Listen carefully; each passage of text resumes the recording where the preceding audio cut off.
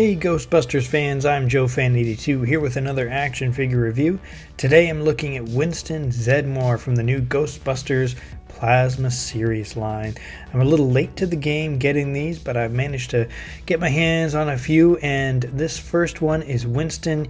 Here he is in the package. The package is made up to kind of look like their uniforms with a zipper at the top and their name tag there on the bottom.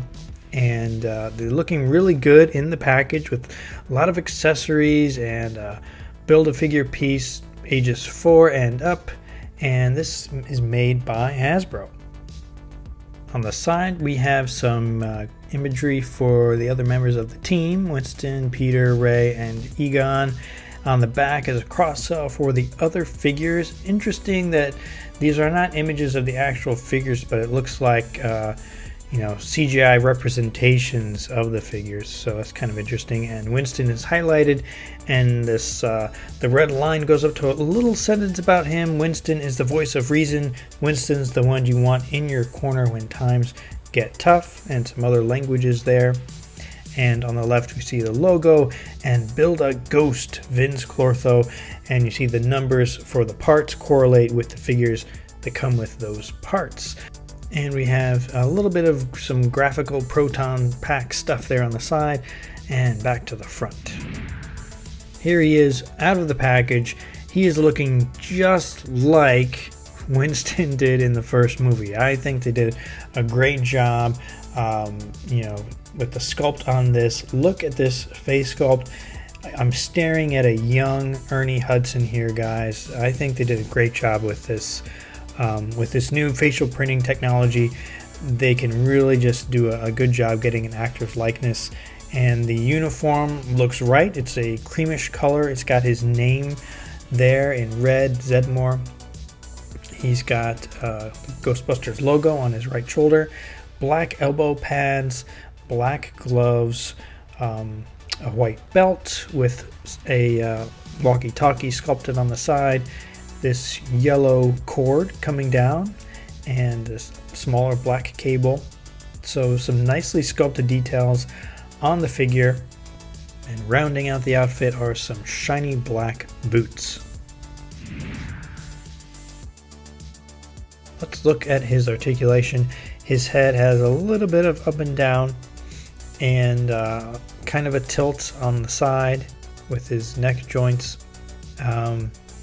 Mostly due to his sculpt. Look at the back of his head, really just comes right down to his the collar of his uniform there. So he can do a full 360 with his head, just not a lot of overall motion there.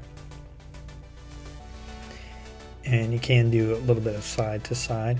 He does have a 360 at the shoulder, some butterfly joints, not too much motion there, and he's got a joint there at the top of the bicep, bottom of the shoulder, and that can go all the way around. Double jointed elbows, and a 360 at the wrist with a nice up and down movement, up and down joint on the side of the hand. And that's tip for both hands. Both hands have that joint. No cut in the chest, which doesn't break up the uniform. Looks like he's got a ball joint here on the waist. Nice turn. So decent motion there. His legs come up about so far on the sides. Come up to the front straight. Double jointed knees. These are really stiff joints, guys. Almost too stiff. And he's got a joint there up and down at the foot, rocker ankles. No joint where the boot meets the pants, which I was surprised at. There's usually, when you got a boot like that, there's a joint there, but they chose not to do that for some reason. But overall, pretty nice articulation for this figure. And here is his Proton Pack. He's got green straps that go over his shoulders and around his waist that hold the pack onto the figure. And here's the back. They did a great job of replicating what we see in the films. I think it looks just like Proton Pack. Let me know what you guys think in the comments if they got it right or not. I think they did. And you've got a cable here which can pop out, but doesn't pop out too easily. And the cable is connected to the wand where the stream comes out. This is black plastic with some silver details, nicely sculpted.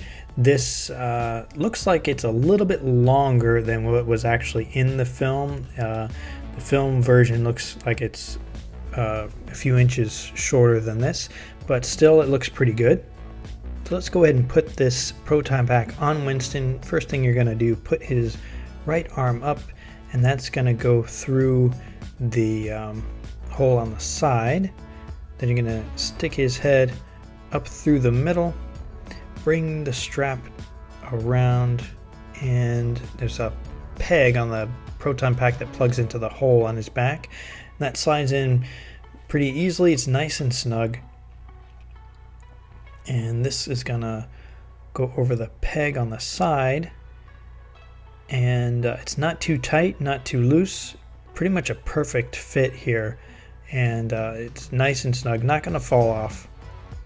And then the wand goes in the hands. It takes me a while to get this wand in the hand, so I'm going to fast forward to having it in place for you guys. And here he is, looking really, really good. I think this looks excellent. The detail, the attention to detail for the Proton Pack is great, and then him holding it looks like he stepped right off screen, right out of the movie. As nice as this looks, I think he could look better, and he can, thanks to this last accessory that he comes with. That's right, guys, it's a proton stream, and it looks awesome. It looks pretty darn close to what we see in the movie. It's got a orange cylindrical piece of plastic in the middle. It's kind of hard and stiff, and then you've got the lighter blue lightning type effect that goes around it. This is very well done, and there's a hole on the end, and that plugs right into the tip of the wand on the Proton Pack, and there you have Winston firing off the proton stream. Awesome. Looks really, really cool.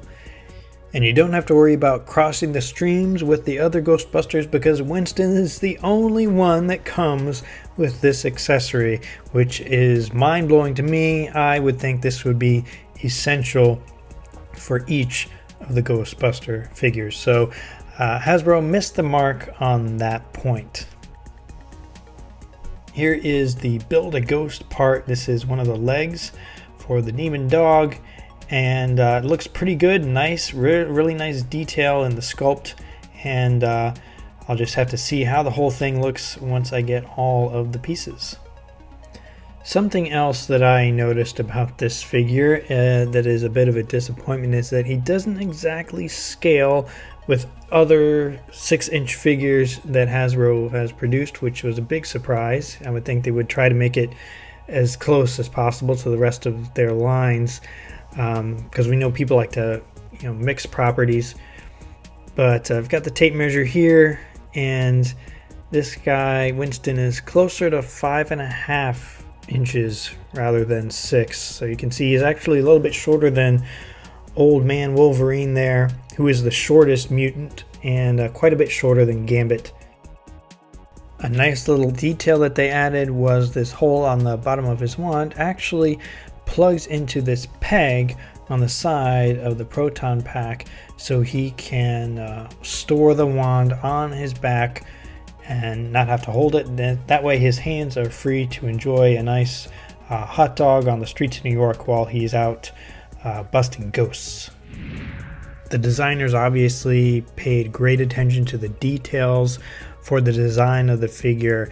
He really resembles what we see on screen, which I love. Great likeness of Ernie Hudson in my opinion, and overall I think this figure is a win. If you like this figure, or if you don't like this figure, let me know in the comments. I'd love to hear what you think. And if you'd like this video, make sure you subscribe so you don't miss any of my future videos. Thanks for watching, and I'll see you next time.